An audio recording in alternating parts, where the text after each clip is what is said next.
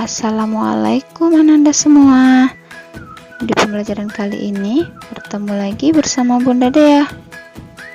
Hari ini kita akan melanjutkan pelajaran kita di tematik 4D, berbagai pekerjaan, subtema 3, pekerjaan orang tuaku, masuk pembelajaran 1 dan 2 ya. Tahukah kamu apa itu dongeng? Apa perbedaan antara dongeng dan pendongeng? Dongeng adalah cerita hayalan atau cerita yang tidak benar-benar terjadi.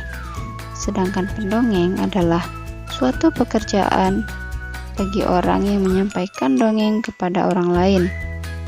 Dongeng terdapat unsur-unsur di dalamnya, yaitu tema, alur, penokohan, latar, amanat, ataupun pesan moral. Pesan moral dapat diketahui dari kejadian-kejadian yang terdapat dalam dongeng itu sendiri. Kita juga dapat menilai apakah pesan moral tersebut dapat diterapkan dan diteladani dalam kehidupan sehari-hari. Untuk menilai kejadian yang terdapat di dalam dongeng, kita perlu membaca dongeng tersebut dengan cermat. Menilai kejadian yang terdapat dalam dongeng tupai dan ikan gabus. Untuk dapat menilai kejadian yang terdapat dalam dongeng ini, ayo kita baca dalam hati dongeng berikut ini ya.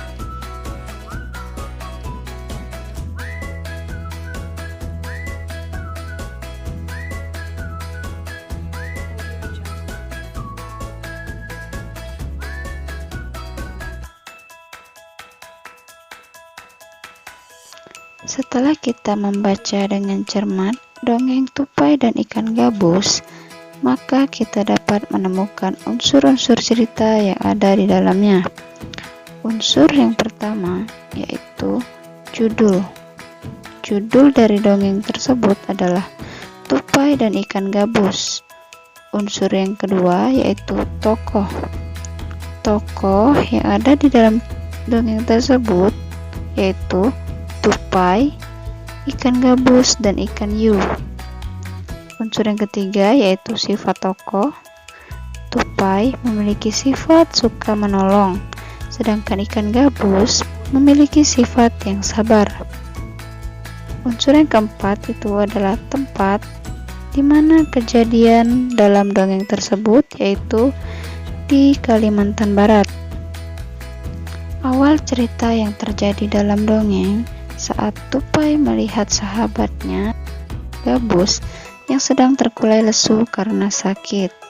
Kemudian di akhir cerita, ikan gabus sehat seperti sedia kala karena pertolongan sahabatnya.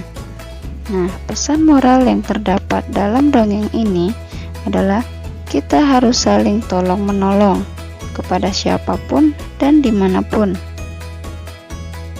Baiklah, selanjutnya, tahukah kamu dalam bercerita, seorang pendongeng sering menggunakan wayang yang terbuat dari kayu? Ayo kita sama-sama cari tahu informasinya.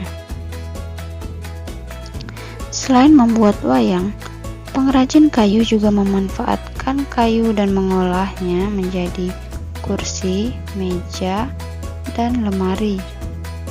Berikut ini adalah proses pengolahan kayu menjadi meja, kursi, dan lemari. Pertama, pohon yang ada di hutan ditebang, kemudian diangkut dan diantar ke pengrajin kayu. Di pengrajin kayu ini terjadi proses produksi. Proses produksi ini adalah proses membuat sebuah barang, yaitu berupa meja, kursi, dan lemari.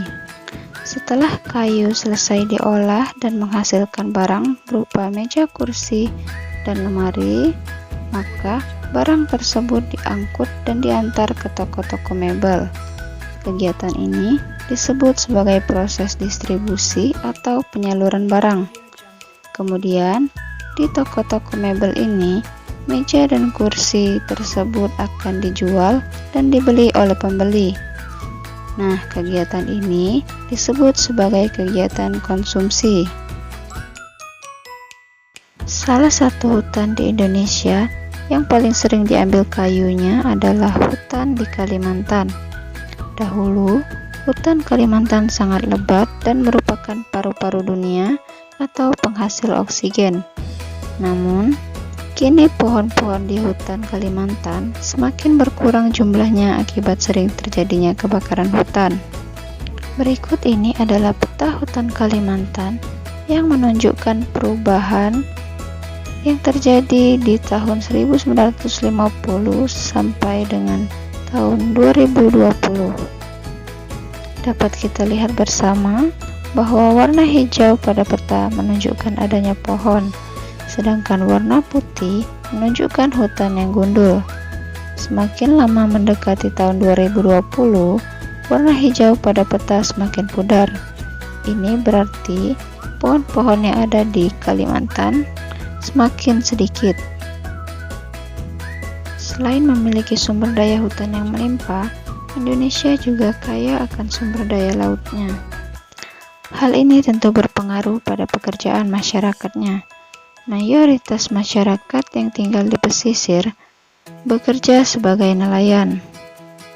Tahukah kamu bagaimana nelayan bekerja? Nelayan tradisional menjunjung tinggi rasa persatuan dan kesatuan. Ayo kita cari tahu informasinya. Berdasarkan cerita tentang kerjasama para nelayan, banyak sekali nilai-nilai yang bisa kita pelajari dari para nelayan tersebut. Salah satunya adalah tentang bagaimana kerjasama yang baik. Kerjasama yang dilakukan oleh para nelayan tersebut menunjukkan adanya persatuan dan kesatuan seperti sila ketiga Pancasila. Bunyi sila ketiga Pancasila adalah Persatuan Indonesia, dan simbol sila ketiga Pancasila adalah pohon beringin. Pohon beringin merupakan pohon berkayu yang rindang. Pohon yang rindang membuat orang-orang dapat berteduh di bawahnya. Hal ini bermakna bahwa rakyat Indonesia dapat berlindung di bawah negara Indonesia. Selain itu, pohon beringin juga memiliki akar gantung yang banyak. Hal ini melambangkan bangsa Indonesia yang terdiri dari beragam suku, agama, bahasa, dan budaya yang berbeda. Akar-akar ini berasal dari satu pohon, yaitu pohon beringin. Artinya, negara Indonesia menjadi wadah atau tempat pemersatu bagi keragaman-keragaman tersebut. Nah, jadi sila ketiga Pancasila ini mempunyai maksud untuk mengutamakan persatuan dan kesatuan bagi seluruh rakyat Indonesia yang memiliki banyak keragaman. Meski berbeda-beda, tetapi kita tetap satu jua, yaitu Bhinneka Tunggal Ika. Baiklah, sekian pembelajaran kita hari ini. Untuk latihan soalnya, silakan Ananda buka buku tematik halaman 80, kerjakan soal nomor 1 sampai nomor 3 ya. Oke, pembelajaran kita hari ini sudah selesai. Bunda akhiri, wassalamualaikum warahmatullahi wabarakatuh.